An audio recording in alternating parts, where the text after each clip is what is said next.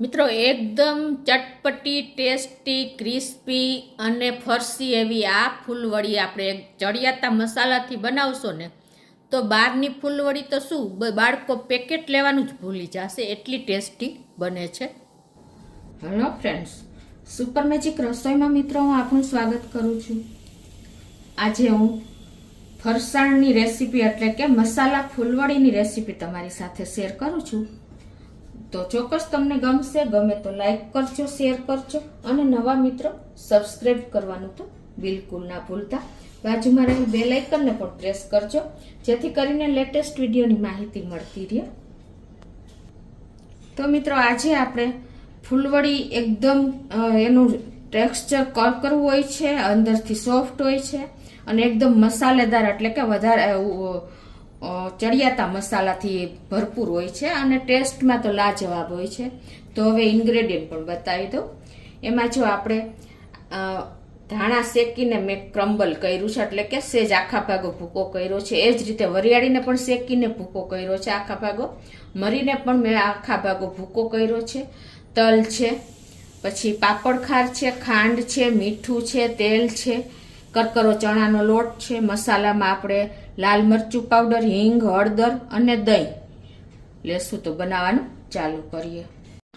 આ ફૂલવડી આપણે અત્યારે ચોમાસાની સિઝનમાં કાયાઓ નાસ્તો મળી રહે ને તો મજા આવે છે. એકદમ કુરકુરી અને ક્રન્ચી હોય છે.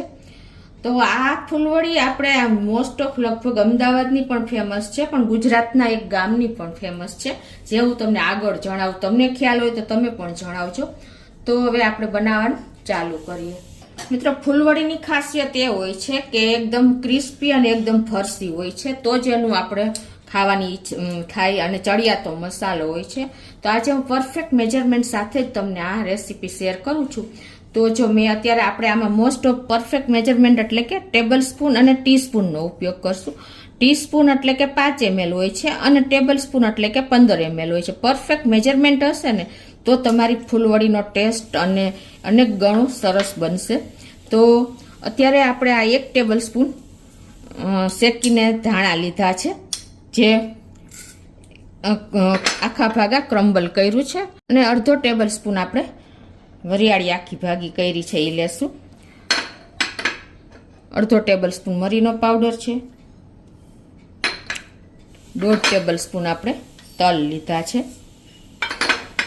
આના મસાલા જેટલા ચડિયાતા હોય છે એટલે જ ટેસ્ટ આવે છે. અને 1.5 ટેબલ સ્પૂન જેવી આપણે ખાંડ, એટલે અત્યારે હું સાકર લઉં છું દળેલી. અને આમાં આપણે 1/4 ટીસ્પૂન જેવો પાપડ ખાર લેશું. તમારે જો પાપડ ખારનો ઉપયોગ ન કરવો હોય ને તો તમે સોડા પણ ઉપયોગ કરી શકો છો.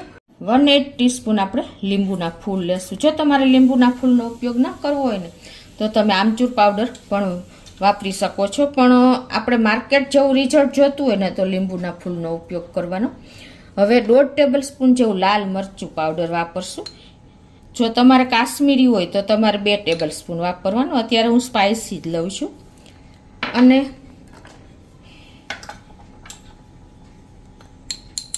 અડધી ટીસ્પૂન જેવો હળદર પાવડર, તમે સ્કીપ કરવો હોય તો કરી શકો છો. અને 1/4 ટીસ્પૂન જેવી હિંગ નાખી દેશું. અને હવે આમાં 1.5 ટેબલ સ્પૂન જેવું તેલ, 1.5 થી 2 ટેબલ સ્પૂન જેવું તેલ નાખી દેશું.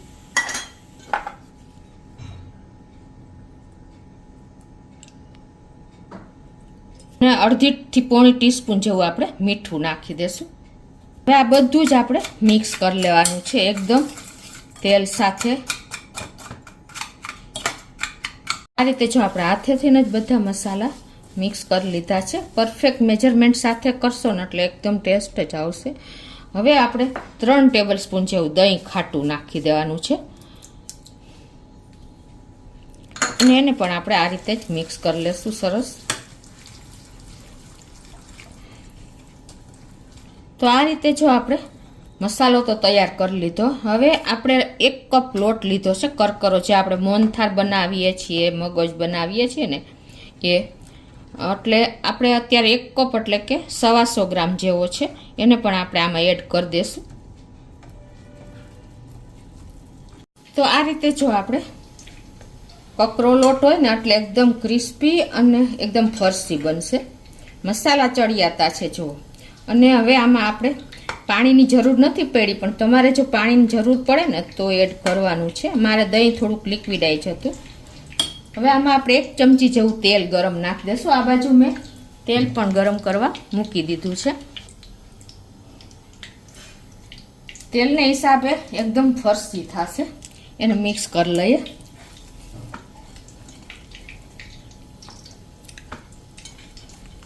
અને તમારે કદાચ લોટ ઢીલા જેવો લાગે ને તો થોડોક લોટ વધારે એડ કરી દેવાનો. ટૂંકમાં એકદમ થોડોક આપણે જે ગાંઠિયાનો લોટ તૈયાર કરીએ ને એ ટાઈપનો લોટ તૈયાર કરવાનો છે. આ ફૂલવડી માટેનો જારો પણ હોય છે, અને જારો ન હોય ને તો તમે આપણે દૂધની બેગ આવે કે આપણે કોન હોય એમાં તમે હોલ કરી અને બનાવી શકો છો. પણ અત્યારે હું સંચામાં બનાવું છું. સંચાની જે આપણે ચકરી હોય છે ને એ ટાઈપની આ સંચો છે. ને પેલા પિત્તળના સંચામાં પણ આપણે સ્ટારની ચકરી હોય ને એમાં પણ તમે બનાવી શકો છો. તો આ રીતે આપણે ઓઇલ કરીને અને પેક કરી દઈશું ચકરીને. સિલિન્ડરને ઓઇલથી ગ્રીસ કરી લેશું. અને હવે જે આપણે આ ફૂલવડીનો લોટ તૈયાર કર્યો છે ને એને ભરી લેશું.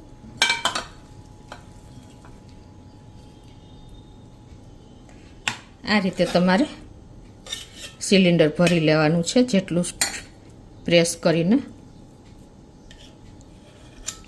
તો હવે આને આપણે પેક કરી દઈએ.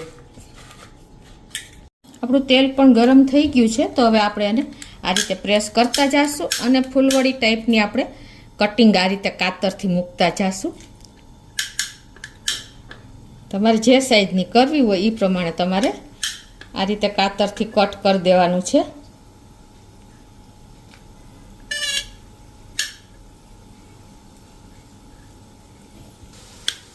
આ રીતે આપણે તેલમાં આવે એટલી પાડી લેશું.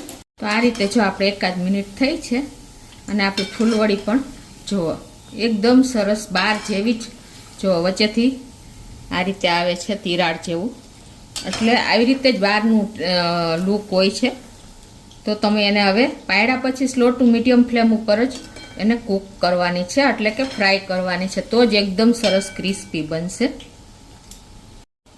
આ રીતે ઉપર બબલ્સ આવી જાય ને એટલે આપણી ફૂલવડી એકદમ સરસ ફ્રાય થઈ ગઈ છે જુઓ છે ને. તો હવે એને આપણે એક પ્લેટમાં કાઢી લેશું. અને આ ફૂલવડી મેં જે તમને ગામનું નામ કીધું ને એ તમે રાજકોટથી ભાવનગર આવો ને એટલે તમારે ત્યાં રસ્તામાં જ રંઘોડા ગામ આવે છે. ત્યાં ઢગલાના ઢગલા ફૂલવડી ત્યાંની ફેમસ છે. એવી જ આપણે આ ચડિયાતા મસાલા સાથે આજે આ ફૂલવડીનું ટેક્સચર, એનું લુક જુઓ ફાટી ગઈ છે, એટલી સરસ બની છે. તો તમે ચોક્કસ ફરસાણ તરીકે બાળકોને આપશો ને તો બહારના પેકેટ તો ભૂલી જ જશે. એટલી ક્રન્ચી, ફરસી અને ટેસ્ટમાં એકદમ તીખી, ચટપટી, ખાટી, મીઠી આ ફૂલવડી બને છે મિત્રો. આ રીતે હવે આપણે બધી જ ફૂલવડી તૈયાર કરી લઈએ. તો આપણી બધી જ ફૂલવડી તરાઈને રેડી થઈ ગઈ છે.